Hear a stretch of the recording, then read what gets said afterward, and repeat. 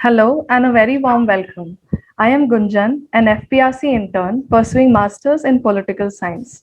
FPRC is privileged to have distinguished guest Professor Lipi Ghosh for the Diplomatically Speaking initiative of video interviews. Professor Ghosh is Centenary Chair Professor of International Relations, University of Calcutta. Along with that, she is the director of Center for South and Southeast Asian Studies, University of Calcutta. Professor Ghosh is a distinguished scholar of Asian studies in India, and her achievement is to promote India's relations with neighboring countries in academia. She has research experience of 38 years. Her major areas of research interest are ethnicity, minority, and cultural studies in contexts of Northeast India and Southeast Asia. Her special interest is inter-Asian connectivities. Her academic distinctions include Fulbright Nehru Academic and Professional Excellence Fellowship, California State University, USA for the year 2014-2015.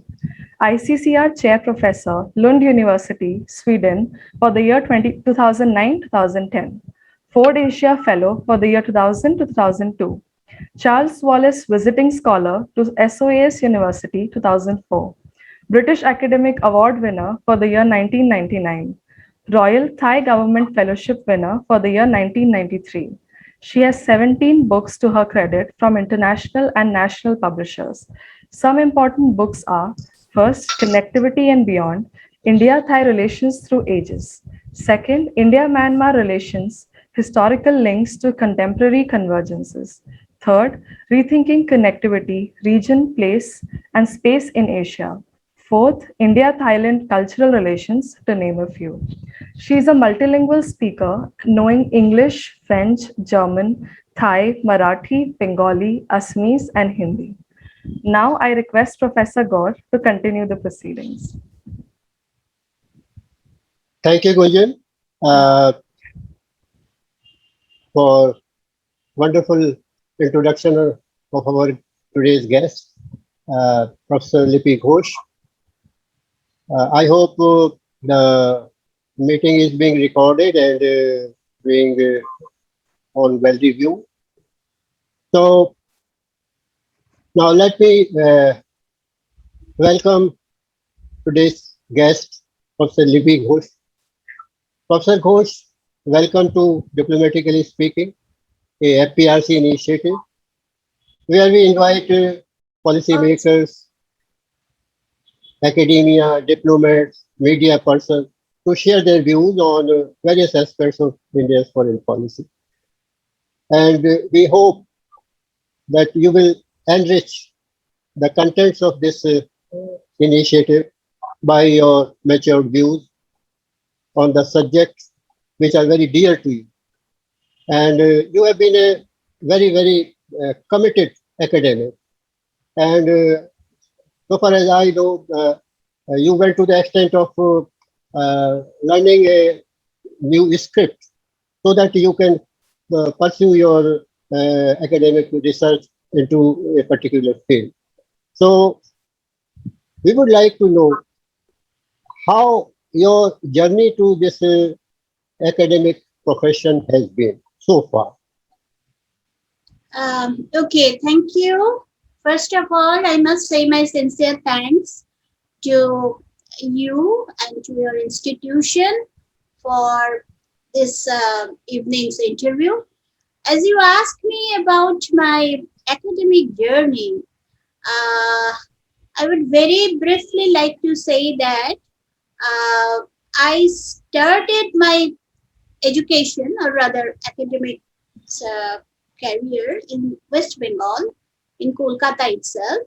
But later on, my father was in transferable jobs, so I had my schooling and also my university education in 3 states of India. One is West Bengal, one is Bihar, and one is Assam. And so that way you can understand that I had a kind of variant exposure to different cultures. So naturally, it gave me some inclination to learn the local languages and understand their culture also. So I feel that that journey, although was not very easy, because to tell you very briefly that I had 10 schools to study and 3 universities. So you can understand that always there was a kind of continuous, constant changes. Almost every 2 years, changes were there. But in spite of that, what I feel coming to this late age, that kind of exposure to different schooling and universities and colleges definitely helped me to develop my own character. I feel it very easy to mix up with people very quickly. I can, and also it enhanced my outlook. Not being a pure Bengali like that, I always see everything from the perspective of India. And that's my pleasure. That I can say very briefly about my academic journey and which contributed to my character building also. I also know that you went to the extent of learning a new script to move further in your academic research and all that. Would you like to share that experience where you had Uh, to go to distant place? yes. Actually, I started with study of Southeast Asia when I was a student of postgraduate studies, that is masters. And because Southeast Asia was my focus, and because of interest in Southeast Asia, what I found later on that the Southeast Asian studies are very well developed in different parts of Western world, especially USA and UK, and obviously in the Southeast Asian countries. So those encouraged me to apply for different projects, fellowships, and to understand. And most of my studies were basically on cultural studies or international relations. And that way, I could get awards like fellowship awards, starting from Asia Fellowship awarded by uh, IIEA, that is International Institute of Education and Planning from USA. Then later on, uh, I went further to that Charles Wallace Fellowship to study the British Library in London, UK, because basically I'm a historian, and those places were really heaven for me for my studies. And I had a special interest on French histories, so more than once I got the opportunity to visit many French academic institutions like Maison de Sciences de l'Homme, then École Française, INALCO, etc. in Paris and also in south of France. And those were again related to French interaction with Southeast Asia. So my focal point of study was Southeast Asia, definitely, and it took me to different places on different fellowships. And additionally, apart from research projects, I had the opportunity to attend many seminars also in different countries, seminars on Asian studies. And so that way, my visits to different international places were achieved. Dr. Ghosh, now I would like to ask you in little detail about your research and studies for which you are well known. First of all, I would like to focus on your studies on India-Thailand relations. We have cultural heritage, background, relations for a very long time, and this has been a very sound basis of a relationship between the two countries. And more than political relations, I think it is the cultural relations that have cemented the bond between the two countries. So, what attracted you to focus on Thailand? Yes, this is a very interesting question. Actually, I'm telling you that when I was a student in Calcutta University itself, our senior professors, they were attempting to develop Southeast Asian studies in our university. and they were searching from some scholars who would devote their career to study Southeast Asia. So, in fact, I must say my gratitude and indebtedness to my senior professor like Professor Jayanta Kumar Ray, who inspired me to study Southeast Asia. And that was the beginning of my journey. I took up Southeast Asia as a special paper in my MA course, but later on, I concentrated, my PhD was on Burma. Uh, but you know that when I was doing my research on Burma, Burma was a closed country, and I didn't get access to enter Burma. So what I had to do, that I had to go to other places like National Archives of New Delhi, because I was doing on historical topic. Then also I went to French archives, UK archives, etc. But Burma I could not enter. I was not permitted, in fact. And it was again advice of my senior professors, my teachers, that uh, since it is quite difficult to continue with Burma, although I completed my PhD on Burma, history of Burma, their advice was to uh, think about Thailand. And uh, I myself felt that if I really want to be a specialized person on a particular country, I should learn the language. Because knowing the language and that way understanding a country definitely adds some special flavor to anything. And if to repeat my senior professor's contribution, he said that he wanted me to see as a area study specialist, and that way Thailand should be my area of interest. So my intention was that if I really want to emerge myself, develop myself as a area study specialist of Thailand, then Thai language is should be a compulsion. I must learn it. But where to learn, that was a very difficult question, because even now, when at over that point of time in India, there was no school, no institution to study Thai language. So but I was a stubborn kind of person, and I thought that, oh no, anyway, let me try. So I went to Buddha Gaya. I went to Thai monastery, Buddha Gaya, and started with a Thai monk to study Thai language. And somehow, 2-3 times I visited that Buddhist monastery, Thai monastery in Buddha Gaya. And later on in Kolkata, also in local Thai consulate, someone helped me to continue with the language. But to be frank, uh, myself and my teachers, I mean the Buddhist monks and the teacher in Kolkata, they could realize one point that that study was not going on very systematically. So it was their advice that why don't I go to Thailand and learn the language on a systematic basis from a specific course.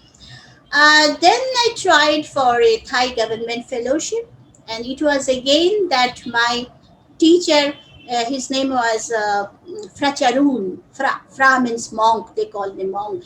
And Fracharun encouraged me to apply for a fellowship, and there were some this official procedures, like there was no objection from Calcutta University, then subsequently from different ministries of our government of India, and finally through Thai embassy it was sent to Thailand, and I was fortunate enough to get that.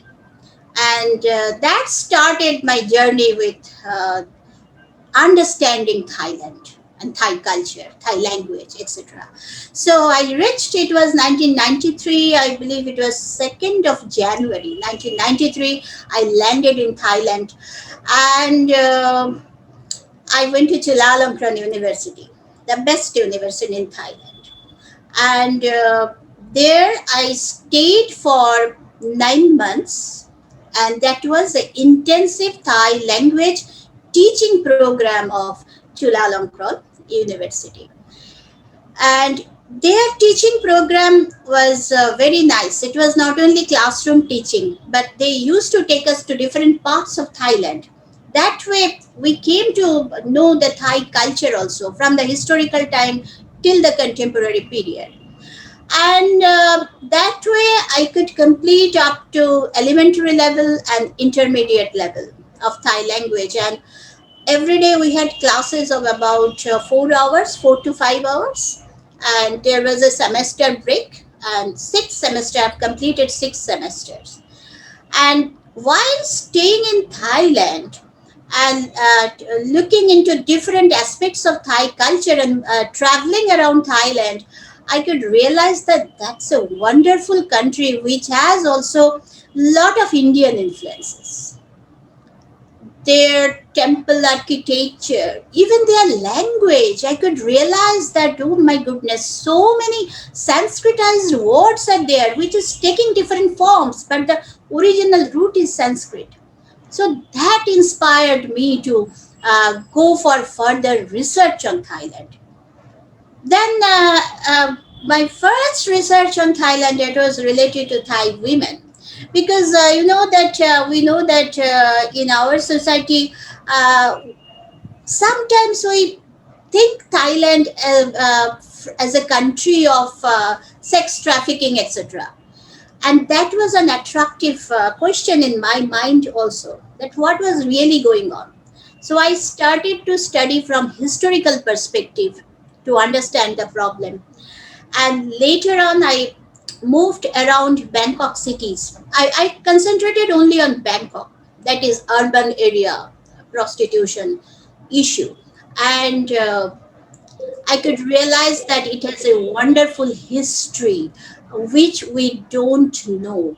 And another very important aspect which came to my mind was that they don't have any social taboo behind that issue of prostitution. If you permit me, just very briefly, I would like to share one of my experience. I Sure, was sure. I was delivering a talk in Chiang Mai University in on this prostitution in Thailand, and during my talk, I came to conclusion that attitude of Thai people was their problem. I have told them that your attitude is your problem. So one very young girl, she stood up and she told me, I'm sorry to differ, ma'am.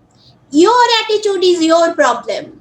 We accept prostitution like any other occupation. What is wrong in that? So I was really stunned. I didn't have any reply. So that way they say that we have an acceptance of this thing like any other occupation. And you people, you bring the social innovation. That is your problem. That is not our problem. So argument wise she was correct. So and I also really understood that there is not only that cultural ambience, cultural factors, but many other economic factors, historical factors, etc. were responsible. So that was my first understanding of Thailand. Secondly, Mm. while saying please, would you like to say No, something? no, no, no. Please go on. I will not interrupt you. I will not Okay. interrupt you. Okay. Secondly, while staying in Thailand, and you know that I told you that I had a background of my study in Assam also. So I knew that there is a Thai community of people in Assam. So while staying in Thailand, there was a Thai study center. I used to visit that, and there I could realize that uh, there were migrated 6 Thai communities who migrated from China to Shan State to Thailand and subsequently to Assam. And that was another interesting thing which cropped up in mind, that why don't I do further research about their identity. And that way later on, that prostitution, after the completion of that prostitution in Thailand, myth and reality, it came up as a book also. And then I started with this identity question of the Thai Ahoms. There are 6 communities, 6 Thai communities in Assam, but Thai Ahoms are the largest community.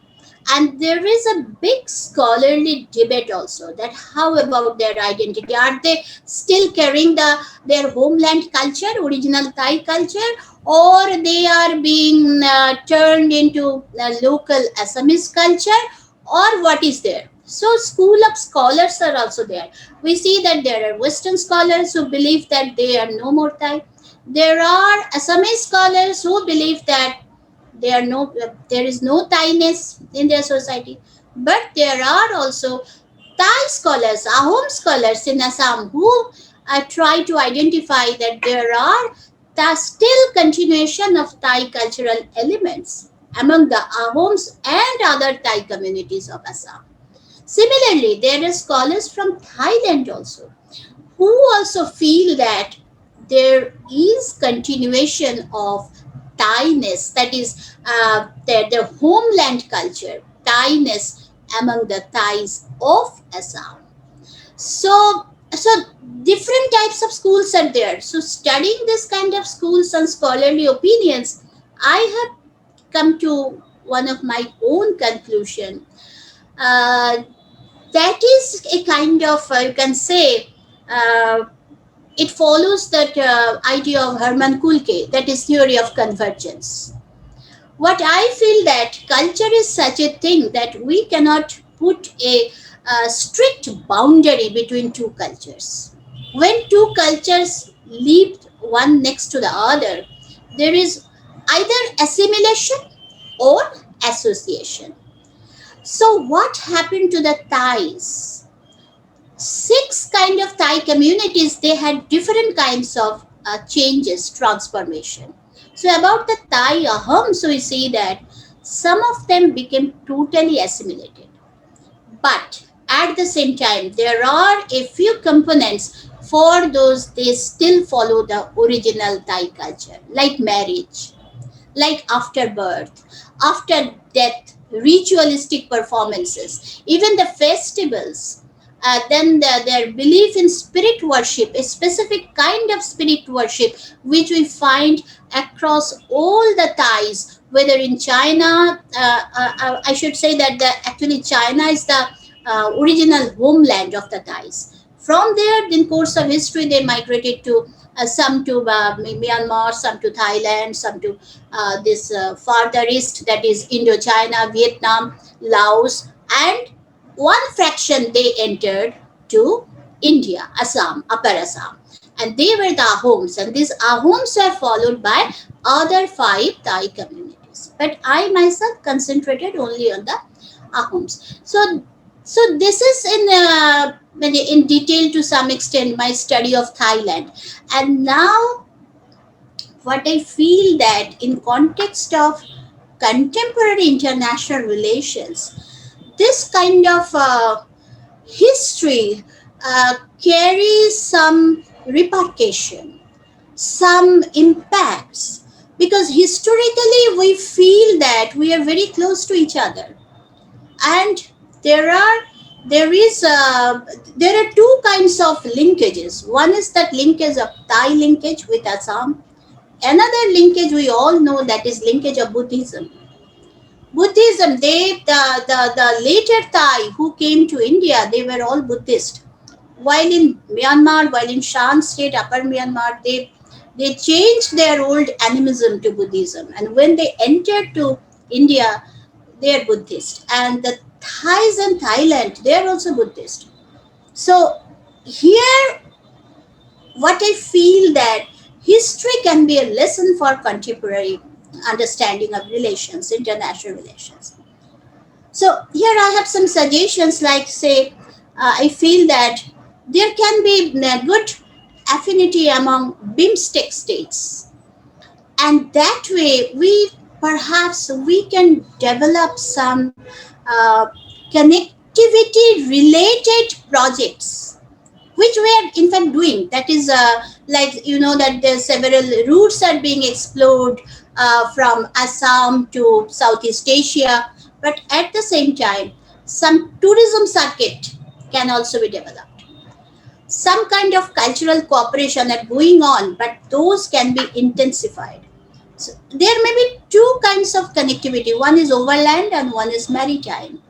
So with Myanmar and Thailand, overland connectivity as well as maritime connectivity, both are very important. And here I always try to say one of my very favorite clause, that is historical links to contemporary convergence. Because if we don't know the history, we can't understand that what may be the uh, contemporary aspects, directions of our contemporary relations. So I think you have explained all the aspects of cultural ties, heritage between India and Thailand. Now I come to the present times, the current scenario where China looms largely in South Asian countries and it impacts our relations with South Asian countries. So, do you think that China's impact on Indo-Thai relations has been there, and to what extent it has, impacted our relations with that country? Yes, actually, you see that Southeast Asia is the region between two big powers. One is China and one is India. And to my opinion, it is purely my opinion, that Southeast Asia, not only Thailand, almost all Southeast Asian nations, particularly the states of the mainland, like say Laos, Cambodia, Vietnam, Myanmar, Thailand, all are somehow traditionally and racially more close to China than to India. Indian culture is there. They have taken up the culture. They have adopted many good things, many essence of Indian culture. But uh, how can I say? India is their heart and China is their blood. They have the blood relations. So that way, uh, see, in this recent COVID-19 problem period, when whole world was reprimanding China, how was the response of Southeast Asian countries? It was very peculiar. They condemned. True, it is condemned, but not really very severely, because they always feel that they cannot give up China. So, historically speaking, say 1962 war, sorry, that India-China war, it was 1965. Yeah, No, no, uh, 62. 62, sorry, 65 was Yeah, Pakistan. Yeah, yeah. 62. And the Southeast Asian countries, they did not support India. They were supporting uh, China. So India has a lesson to learn. And to see from another side, I must say that Chinese diplomats are more proactive also in that region compared to our Indian policymakers. We are a bit slow. I don't know, I'm not a diplomat, so there must be some reasons why we are slow over there. But it is a true fact that India is lagging far behind China. When Myanmar was totally closed country, what we saw that China had full entrance to their country. And when Myanmar was opened in 2013, 12, 13, I could visit and I was surprised to see the development in road infrastructure, etc. And I was asking my friend in Myanmar that how you could do that. They say that these are all help from China, assistance from China. But in spite of that, I would say that India has many prospects. Not only that soft power diplomacy, but see our energy security issues in the Bay of Bengal. those are also important. So that way, and Myanmar is the country with which we are sharing a long border, and our four Indian states are next to next. It is adjacent to Myanmar border. So that way, and recently we had many cooperations also about control of terrorism in that border area. So it is very, very much needed that we keep friendship with Myanmar. And as you asked that since China is looming over there, uh, we need to step out cautiously. We need to study the psychology of Southeast Asia region also, because uh, as India is a part of ASEAN power, and India is there in BIMSTEC, Mekong Wanga, etc. Forum, but at the same time, China is also there in controlling many parameters of Southeast Asian political scenario. So India should remain cautious, definitely, and we should act very diplomatically.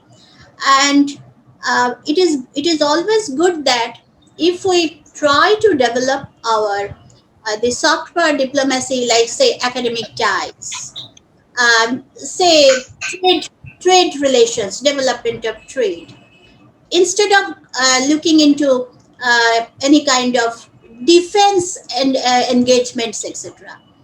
So that way, it is definitely a big point that whether China can make any problem for India. So I feel that so far as Southeast Asia is concerned, if we step out very cautiously and diplomatically, there is no immediate problem. But as we all know that Arunachal is a critical point of India-China relations, and here again, the Southeast Asian response, particularly response of Myanmar and Thailand, is very important. How they will act. So there are several factors which always we Indians need to keep vigil. We need to look at these problems, but at the same time, we should not do anything hastily. And at the same time, we know that recently during Narendra Modi's government, Northeast India is being developed to a large extent, particularly our communication system, etc., were uh, developed to a large extent. Uh, those are fine. Those are good to have the goodwill of the local people, development aspect of Northeast India. But those should not be any threat factor for China. This is my observation. But China, we know that we are doing something nicely for development of our region, and for strategic protection of Northeast India also. It is true, but at the same time, we should not start anything which might disturb our very docile relation with Southeast Asia, because we need to keep a balance. This is my observation.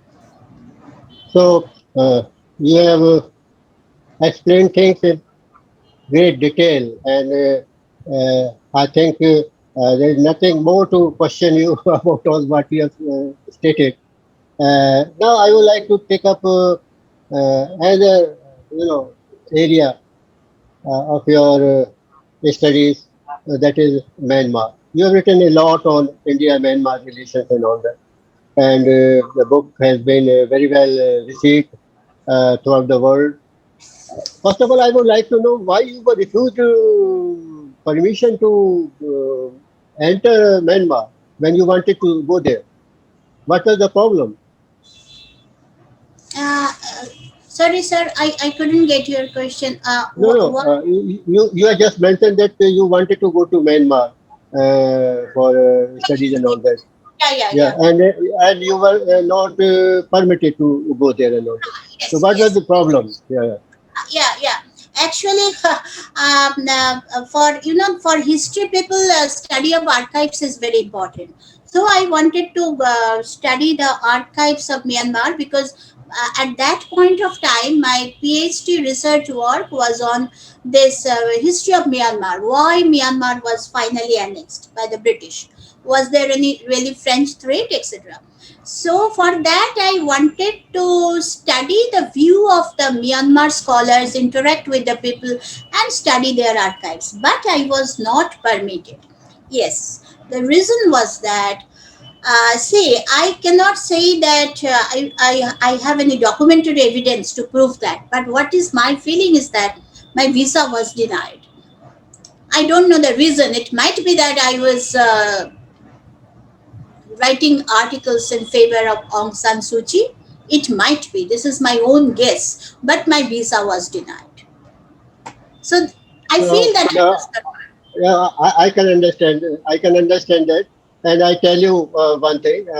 In one of the episodes of Diplomatically Speaking, Ambassador Preet Malik, who was India's ambassador to Myanmar, do you know they have been under Chinese influence for a very long time, and here was an Indian ambassador who could not present his credentials to the head of the state for more than 1 month because I mean maybe some indirect pressure from the Chinese side and all that. And there is a story that he has explained in his interview. So I can understand the circumstances prevailing in Myanmar for a very long time, and we know the background, the history of Myanmar. But I would like to focus on the present day scenario. I mean the current scenario, where I mean a lot of things are happening and the whole world is focused on Myanmar. The issue of freedom, human rights, democracy, and all that are being raised. So, how do you look at this current scenario in Myanmar? Yes, before I reply to this, your question of current scenario in Myanmar, what I feel that the period in between, I mean, say 2013 to 2020, was a period of development because though in that period I could visit Myanmar for 4 times, and every time I was saying that lot of changes were coming up. Myanmar was getting very open to the outside world, and many restrictions were being moved out. But suddenly in 2021, this year, we know that a change took place. And now, in context of this change, what I feel is that uh, our Indian embassy is in Myanmar. They must have their own opinion. And what I feel is that we need to study the sentiment of Northeast Indian people also. Because if our relation with Myanmar deteriorates, that might affect people in Northeast India. This is number one.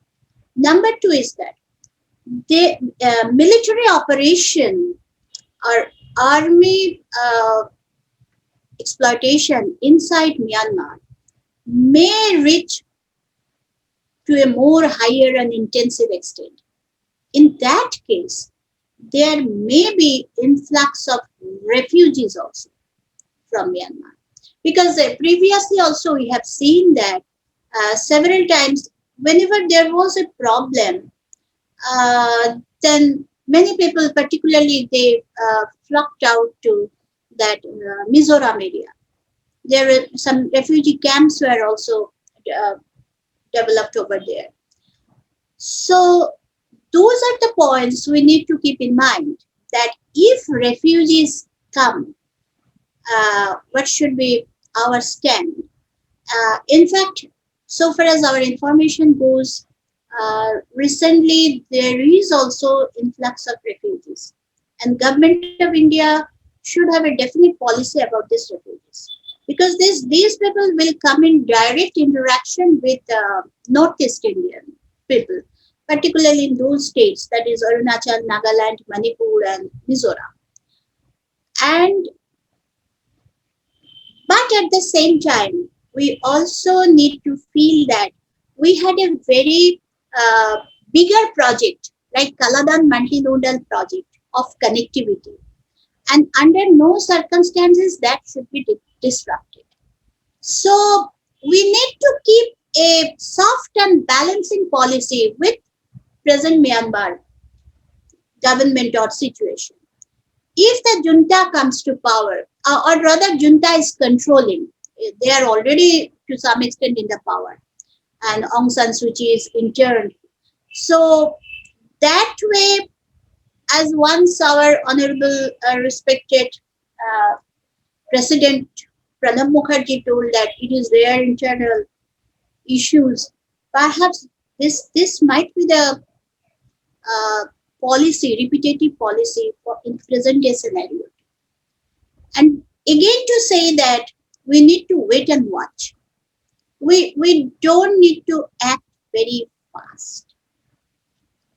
So this is my observation, and particularly as I told a few minutes back that in the border area we're trying to control that say this terrorism, narco terrorism, and here Myanmar India cooperation was quite good. And I'm sure that even if junta is there, I say quote unquote, even if junta is there, they will not encourage terrorism. Nobody will encourage terrorism. So that way they will need India's support and India's collaboration. And we need to take point our India's security as well as international relations with Myanmar, taking into consideration that specific point. Apart from that, let us wait and see if Myanmar again gets opened or not. Then, in fact, in today's world, our international relation is changing so fast. Very fast, everything is changing. Particularly this 2021, we are seeing, in spite of COVID situation, so many changes are happening in different parts of the world. So we need to again keep a very balanced and wait and watch policy. And this is my My only question about Myanmar is what should be India's stand in the current scenario towards the fight for human rights, freedom, democracy that is being waged in that country. uh, yes. I would like to say that again. I would repeat my previous opinion that India need to act wisely and cautiously. We know that democracy is being violated there.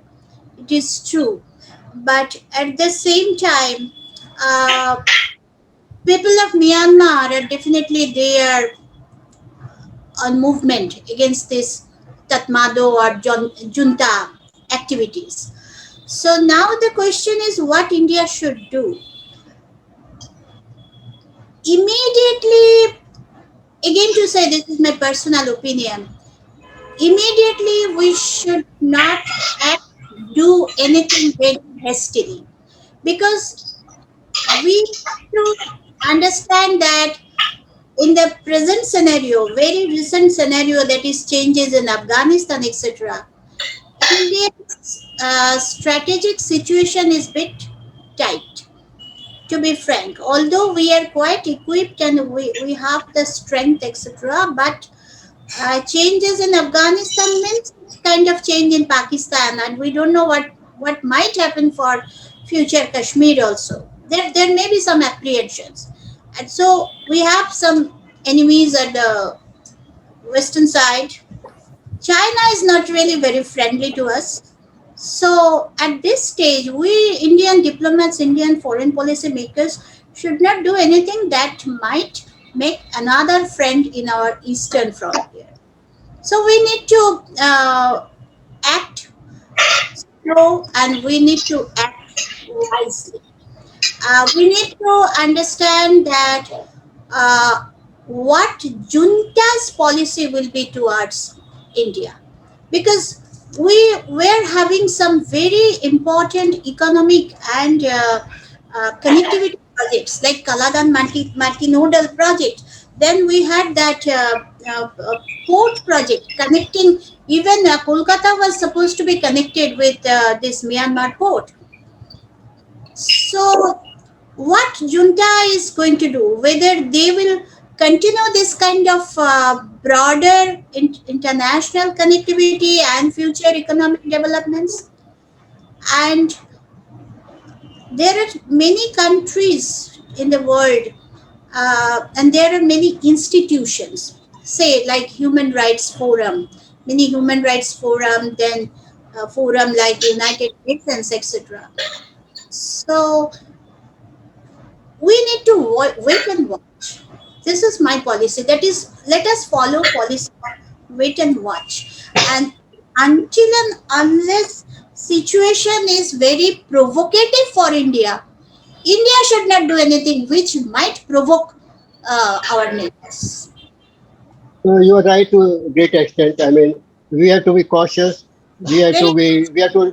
We have to learn lesson from the history in our relationship with the Myanmar and all that. And of course, the Chinese influence on Myanmar is visible everywhere in Southeast Asia. And Myanmar is no exception to it. But of course, now I would like to take you to one or two more, issues which are very dear to your heart. And you have done a lot of research, you have written books on them. One is about Indian diaspora. Indian diaspora, all there in all parts of the world. But so far as Southeast Asia is concerned, I mean, they have a special role to play. And what Indian diaspora can do to strengthen relations with India and these countries. yes, it is a very pertinent question, and I understand that Indian diaspora they have a definitive role to play in shaping not only India's own society, etc., but also in shaping international relations. The particular diaspora where Indians are staying. See, already we have so much of cultural connectivities, and this the Indian diaspora have played a very significant role. Say our Bollywood. Bollywood has almost conquered whole of the world. I have seen that it is so fascinating to see Amitabh Bachchan speaking in Thai language, and seeing it cinema, Hindi cinema, Thai dubbing of a Hindi cinema. It was beautiful, and Thai people, they're crazy. Not only Thailand, many parts of the world. So that way we could conquer heart. Indian diaspora had a definitive role, and we could conquer heart of the local people. So we should not miss that chance. This is one thing, that is soft power diplomacy. Secondly, for development, for restructuring, particularly economic restructuring of India, diaspora can play a very significant role. Investment, I mean the economic sector. Uh, we can't deny that Indian diaspora have a lot of money, which, if they wish to, they can invest in different projects. They can begin different projects in India, and that way, Indian population will be benefited, as well as international relations with that specific country will be developed. Third area is that role of Indian diaspora in promoting Indian culture in that country. Say, I can say that many Indians are in Australia or New Zealand. I know that there are India Research Center over there. And I know some professors of Calcutta University who migrated to New Zealand, and they are now diasporic community over there, and they are contributing very solidly to develop India study program in New Zealand. So that can be done throughout the globe, wherever Indian diaspora is there. And now, under this new education policy, our policy is to develop India studies to different parts of the world, because India has many things to give to the world. We have many knowledge, and so there again, diaspora community, they, in collaboration with our education sector, academic sector, or rather different universities, institutions, they can promote Indian culture. So that way, Indian diaspora can be the connecting link, and really a solid and valuable link for promotion of different aspects of uh, relations. Certainly, I mean, sometimes, the political relationship is, held by cultural relations. I mean, there are many issues where, if the cultural ties are strong and they take care of if anything I mean, adverse happens at the political level. So, I mean, they can influence the local population, local leaders, so that there is no, adverse reactions or adverse information about India in a bilateral relation. Now, Dr. Ghosh, one thing more. It's about, you have written a lot on Northeast. And Northeast is important aspect of India's look East policy. Now you call it look at East policy, and it is a gateway to Southeast Asia. So how this gateway can be developed, and that way connect India to these countries uh, economically and culturally. And there could be many, spheres of activities where Northeast has its own distinct culture, its own language, and its own, special flavor, I would say, that attracts the countries of Southeast Asia. So, what India should do to develop Northeast Asia is a gateway to Southeast Asia. Yes, first of all, as India has already started, we know that we have several plans of inter-Asian connectivity. I mean the geographical connectivity, starting from that trilateral highway, More-Tamu Road, and even there's that what is that former steel rail road, which we call it Southern Silk Road, and many other at many other points, even from Mizoram to Myanmar, many connectivity projects are there. Even we have the project to connect Hanoi to Delhi, Delhi Hanoi connectivity projects. So many projects are there. So that is that's we should definitely continue. Rather, we should explore expert opinion that what maybe different types of more connectivity projects which we used to have in the past. As I say, that past can be a lesson. See, in past, Shamatata and Harikara, that is two past states of Bengal, had relations with Pagan. We had trade connections, we had cultural connections. And if we visit present day Pagan temple, we can see that the very typical Harihara statue is found in the temples of Pagan. So this proves that we had our connections, we had our traders who brought our cultural. So that is, first is geographical connectivity, second is development of trade and economic projects, and third is that tourism. Tourism is also very important, because inter-Asian tourism, if it is developed, it helps more and more for people to people interaction. People to people interaction is very much needed. Once we understand each other, it is a kind of connectivity from heart, from mind, and that definitely brings some repercussion for any kind of say official or formal or foreign relations. And third thing is that academic exchange. I mean the fourth point, that is academic exchange. more and more academic exchange should be promoted with these Southeast Asian countries. We have several academic memorandum of understanding, mostly with Western countries. But why our neighbors are neglected? That is a big question in my mind. And we can develop. Why don't we start signing memorandum of understanding with universities in Thailand, universities in Vietnam, Myanmar, Malaysia? So we need to think about this. We must first know our neighbors simultaneously with other foreign countries. But neighbors cannot be neglected. So you are right to a great extent. We should take care of neighbors first, then the others come later on.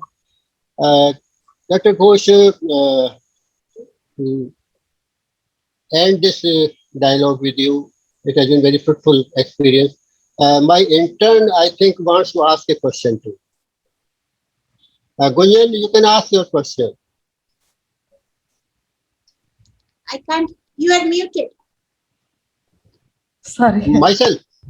No, Yeah. mine was muted. That's it. Okay.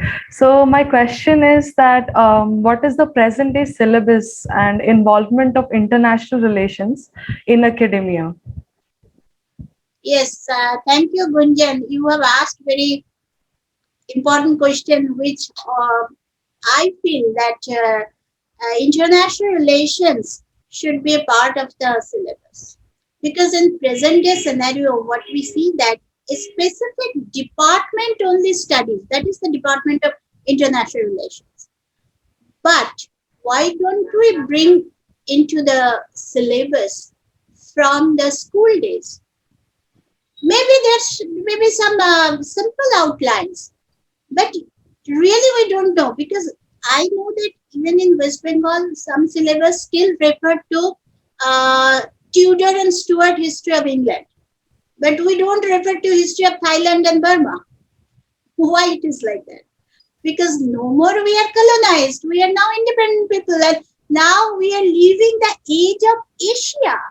So Asian studies by Asian scholars should be promoted.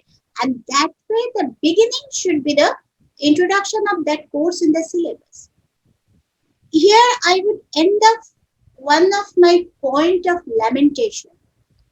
And I don't know, I hope this video will reach to some extent. See, I had learned Thai language with much difficulties.